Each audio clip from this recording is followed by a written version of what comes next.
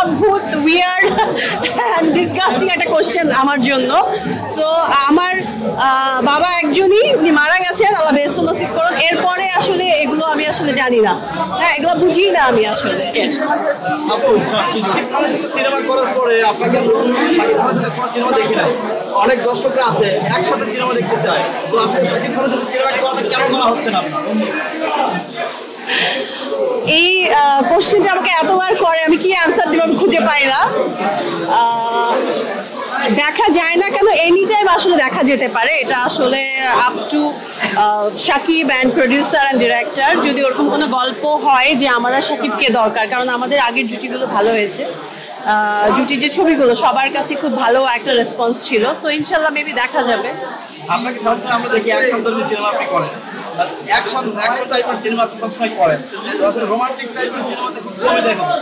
Romantic টাইপের cinema Shakib খানের সাথে দেখতে চায়, আপনার ভিডিও ছাড়ার সাথে কমেন্টের বন্যা বয়ে যায়।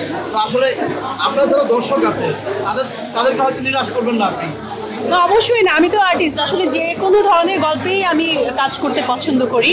আর অ্যাকশন ধর্মী ছবিতে অনেকে আমাকে খুব পছন্দ করেছে, আবার রোমান্টিক ছবি যে আমি করি নাই সেটা না। শাকিব আর আমার রাজত্ব খুব রোমান্টিক একটা ছবি ছিল, নোলক রোমান্টিক ছবি ছিল, হিরো দ্য সুপারস্টার, অনেক এরকম আরও অনেকগুলো ছবি ছিল। বাংলাদেশে বর্তমান নায়িকার খুব সংকট, প্লাস নায়কেরও সংকট। এখন বর্তমান ইন্ডাস্ট্রির অবস্থা খুবই খারাপ, সিনেমা খুব কম হচ্ছে। আসলে এর কারণ কি আমাদের কোন দিক দিয়ে সমস্যা? আগের সিনেমা কেন চলছে না? আর যারা ভালো আর্টিস্ট আছে ওদেরও তো আসলে কাজের ল্যাকিং আছে, অনেক টেকনিশিয়ানেরও অভাব আছে, তাই না?